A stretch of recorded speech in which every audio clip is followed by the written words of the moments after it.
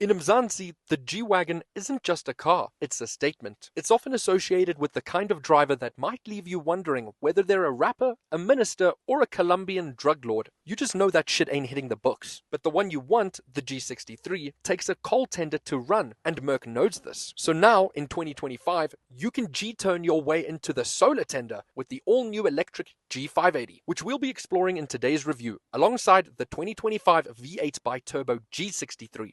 And of course, we'll answer the question on whether the electric one is better than the V8. Let's get into it.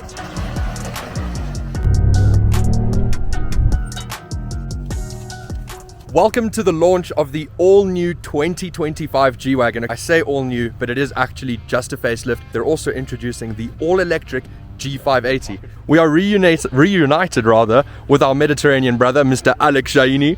We've got Izel. Hey guys, I'm fantastic. I get to spend my time with these two clowns. So wish me luck. She already knows it. So why don't we take the viewers through the new G-Wagon quickly. Headline figures, 1,164 Newton meters on this bad boy. 4 electric motors on each wheel, so it doesn't actually have any diff locks. Nothing. 1,164 Newton meters in its standard form, but if you're running an artificial low range system, it's got over 18,000 Newton meters.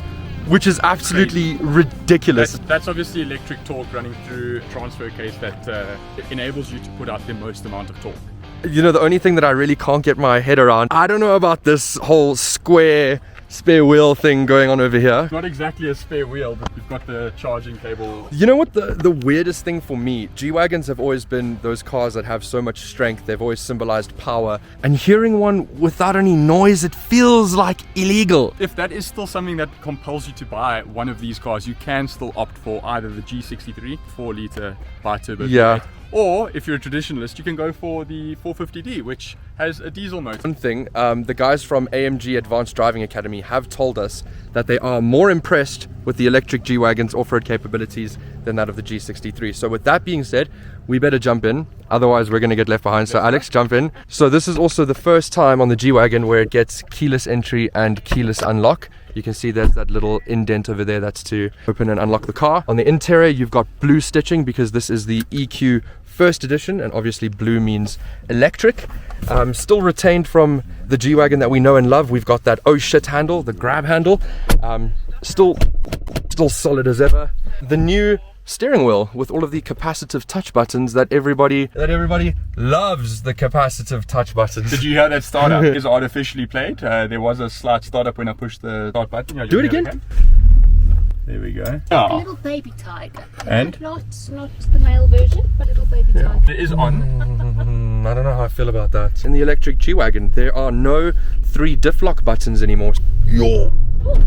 It made like a little bit of an engine noise. I think that's a trend that a lot of automakers are doing with their EVs. We've got BMW actually recruited Hans Zimmer. It's called the dynamic sound or something. Yes, I remember that with the 7 Series. They are just trying to emulate, I guess, that sound and that sensation that ICEs would traditionally make. When you do start the car, you know it's on, and when you are moving, you do know you are moving. It just kind of gives you that that traditional feeling that we've had for all of these years. It doesn't sound on the outside, and that's what you need, bro. You need the peasants to know that you're coming. It's going to take a lot of convincing for me to go over to the electric side of life, because I like the aggressiveness and the buffness. I agree. It is all about the noise. I'll just be serious. It speaks to South Africans as a whole when it comes to EV adoption. The adoption rate's been good, but statistically, because we've started out so small, so it's easy for the numbers to look a lot bigger than they are. But I think as a nation, we do like combustion power. The question is still, when it comes to charging stations, do you now need to go plan your trip around charging stations? Yeah, we practically have 100% range, 100% battery, and we have 425 kilometers of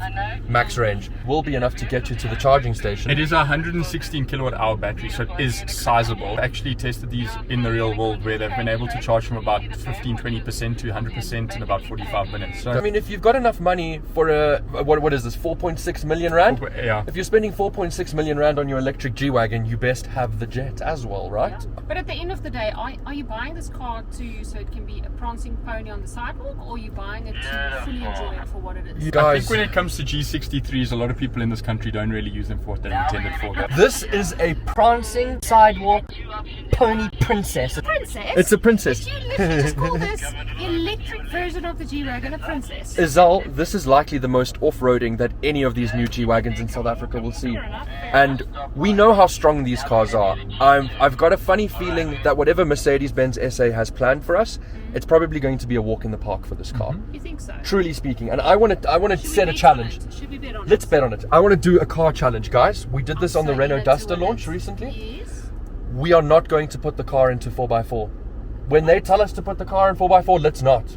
Let's do it in two-wheel drive and see what happens. Drive as normal without changing the mode and just see what happens. Right? Yeah. Cool. Sure. Cool. In it to win it. There you go. Let's. Okay, we're about to tackle our first obstacle in the new G. Down to rock, go down again. Okay, now it's going into rock mode. Alex knows the real drill. That's the obstacle. Come on, that's easy. Quite a big undulation over here going on. Now pop it into drive. You're going down the descent now. Literally look as the ground's rolling underneath you and you'll see going down the descent. That's so cool. So it's like see-through camera basically. There's its breakover angle. The car does have protective plates underneath it that can support up to 3 times its weight if the car ever does bottom out. Yo, this is seriously steep. I'm not even lying. So that is the car in its rock crawl mode. Automatic hill descent control with the car automatically braking. Okay, Alex is going to show us how to do G-steer. Yeah, look at that inside wheel locking. Very impressive. So that of course reduces your turning radius. Oh, and now we've got some axle twisters. I'm gonna stand in front of you. Now, this is really interesting. This is where we know a lot of electric cars struggle. G-Wagon, with its 4 electric motors, it should make mincemeat of this. As we earlier mentioned, it can send 18,000 Newton meters to either one of its wheels. 18,000 Newton meters is ridiculous. Yeah, look at it articulate. Look at that. Wow. Sure. Basically like driving in Joburg with all the potholes. So we all just need G-Wagons. E-Wagons, that's what I'm going to name this thing. Sure, look at that articulation. He's got a hill ahead of him. Wow. Ooh, a little bit of slip. But even with all of that mud on the wheels, hey, it still monitors the traction so well. Look, even I'm slipping. I might just slip on my face, to be honest with you. That's steep, that's steep. Okay, lads, can you wait for me, please? I want to get back into the car. Let me tell you that. Look at this, it is such a tight space to like squeeze into.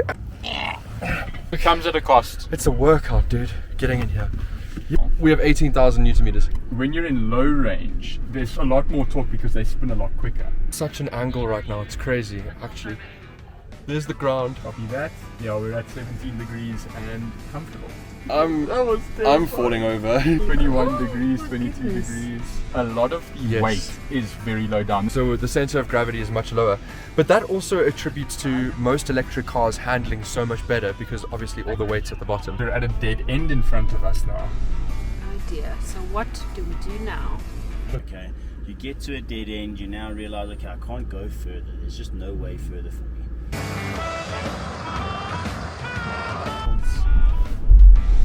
That feels counterintuitive. We'll go this way.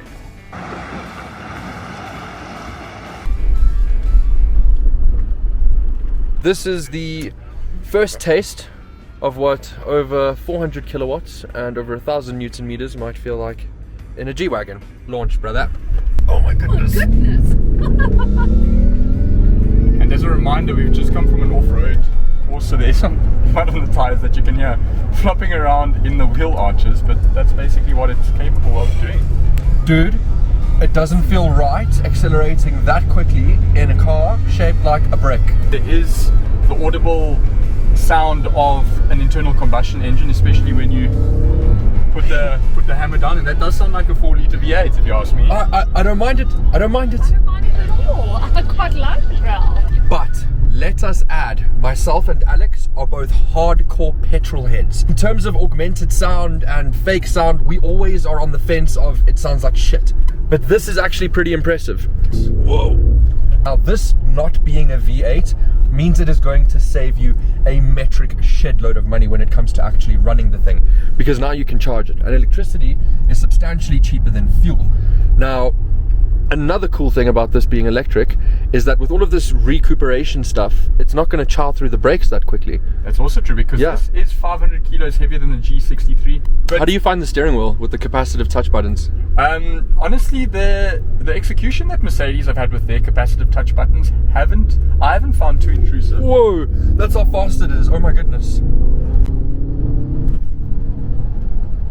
Do you know, can I say, is it just me, or is the electric G-Wagon being heavier made it a little bit more comfortable than the G63? Possibly, because it maybe is more planted on the road. It definitely feels that way when you're at very odd and obscure angles on the side of an off-road course, because there's so much more weight at the very base of the vehicle, because that's where the 116 kilowatt-hour battery is kept. I guess we'll find out now though, because we're about to jump onto an off-road course. Yeah.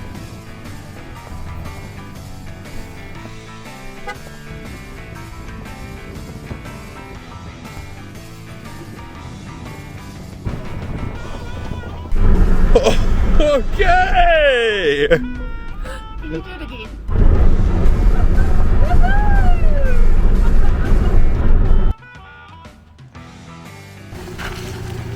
Listen to the noise it makes. Such an interesting noise. Tell me guys, how do you feel about the electric G-Wagon? It's got a lot more power, it's a lot more stealth. I don't know, it just feels so criminal not hearing that like V8 growl, you know, the thunder that is associated with the G-Wagon incoming. Like this is one of those cars that you hear before you see, and as much as it is making an interesting noise, it's just, yeah, it's not a V8 noise. Like now it's disappeared into the forest and I have no idea where it's gone. Oh, that's a steep incline. Just let the vehicle take over. Let the vehicle take over. Just let the vehicle do it. Foot off the brake and feet on the floor. Now, Let the car coast. Automatically rock crawling by itself with like no traction. There you go, monitoring the slip.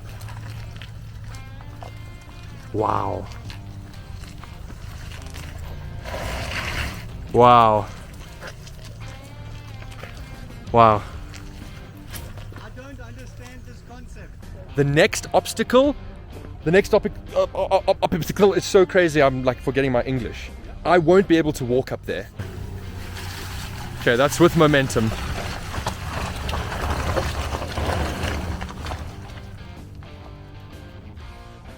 Okay.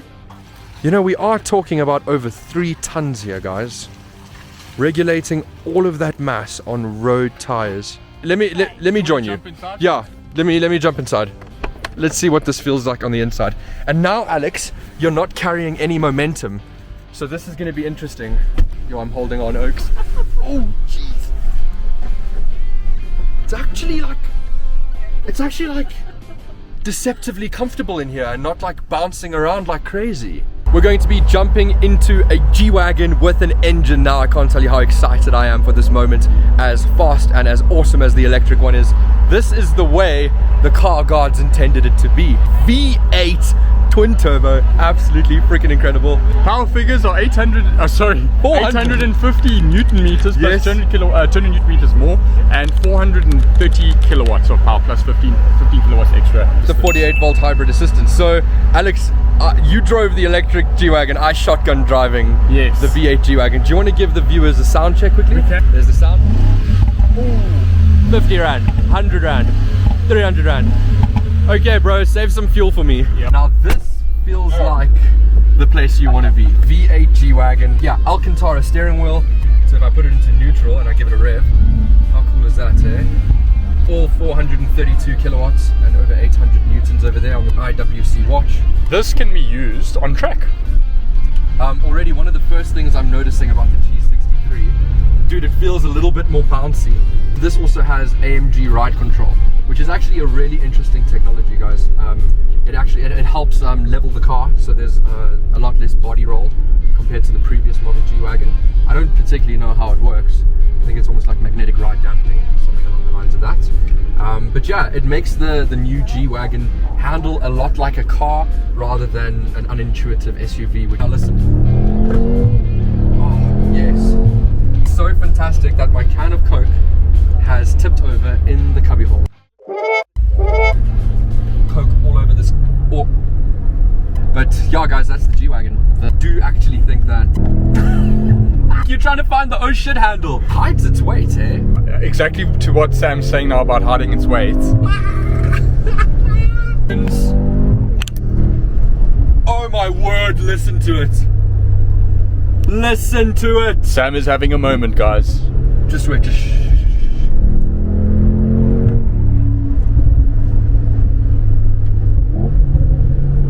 My word. Buy a G63 AMG and just buy a fuel station. That's the compromise, really.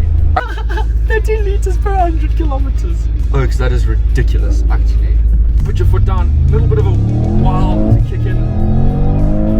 I can't believe for this car's weight, the way it handles itself. Under harsh braking. And look at how he's sitting. And I'm incredibly blown away by the way that this car handles itself, its demeanor. The steering is direct as a box can be. The G-Wagon has evolved.